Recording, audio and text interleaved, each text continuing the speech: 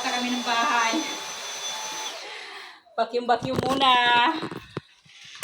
At dito kami sa bagong bahay. Naglilinis ako ngayon kasi nagpalit ako ng bedsheet.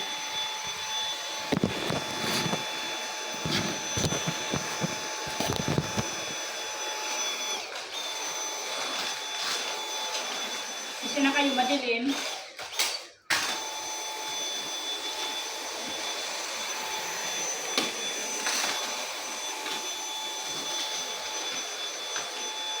Madilim pa rin.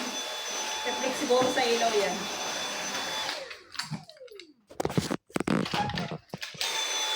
Maganda yung aming living room.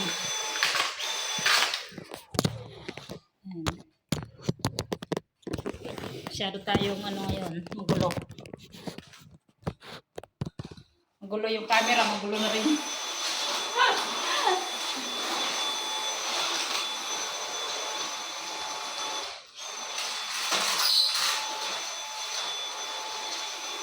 Mamap kasi ako kaya ako ng vacuum.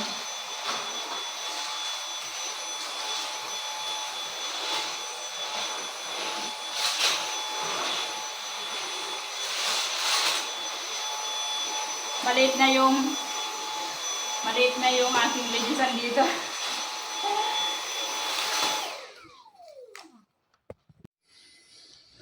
Hello guys, ayan, nakalipat na kami sa bagong bahay. Hindi na mataas yung bahay namin, hindi na third floor. Ayan na yung bahay namin, bago. First floor lang siya. Wala nang hagdan na aakyatin.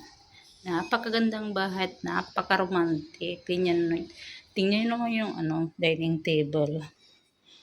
Castry. Sobrang bigat na lamisa. Tuturo ko lang kayo. At yung aming sopa, napakagandang sopa. Yan. TV na malaki. 100 inch yata yun. At dito, ayan, parang hotel style yung bahay namin. Hindi na pupunta doon kasi mga kwarto na yan. So dito pala yung kusina. Nagluto pala ako ngayon kaya medyo magulo yung kusina. Actually katatapos lang namin magligpit dito kasi itong isang araw lang kami naglipat kaya hindi pa masyadong maayos yung pagkalagay ng mga gamit. Kaya pasensya na kayo dahil bagong lipat lang kami. Ayan yung aking kusina, maliit lang. Ayan. Ayan, nagluto pala ako ng bating rice kasi bumibili lang kami ng pagkain. Ayun, may kanin kasi sa ref. Sayang naman kung itatapon, di ba? Ito pala ng ilaw, pagka binubuksan yung gas, yung hood, pipindutin mo para yung usok pupunta sa taas. Ngayon, ito naman yung, pumunta naman ako sa aking kwarto. Ang aking kwarto sobrang liit, Diyos ko Lord. Ayan lang yung kwarto ko, sobrang liit. Pang kids yung aking higaan. Tapos ayan yung mga gamit ko. Marami akong mga accessories na binigay ng amo ko sa akin. Diyan ko lang yan nilagay kasi para lagi ko siyang makikita kung hinahanap ko. Ayan, mga ganyan. Kasi kapag tinago ko yan sa mga box, hindi ko na alam kung saan ko hahanapin yan. Kaya mas maganda dito yung diyan ko na lang siya ilagay para alam ko. So, ayan yung aming tahanan. Bagong tahanan, wala nang hagdan. Madali na maglinis.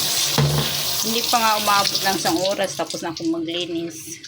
Kasi 2 CR lang yung ginagamit namin. Tapos yung mga kwarto wala naman nakahiga. Kasi wala yung mga anak. Tapos yun lang. Yung sala lang ang nililinis ko. Tapos ayan, magawa lang ako ng tea. Yun lang, trabaho ko. Kaya madali lang matapos. Hindi tulad nung nandoon sa dating bahay na pagod ako sa paakyat baba, takbo akyat baba, tapos nilinis pa dito. Napakadali, marami pala akong aboboto binigay ng amo ko. Pandora. Marami yan yung nandun sa kwarto ko. So, ayan, kain tayo ng perero. Meron pala nagbigay ng perero dito, yung pamangkin ni among babae. Ayan. So, yun ang pinakita ko sa inyo. Dahil bagong bahay, bagong loto.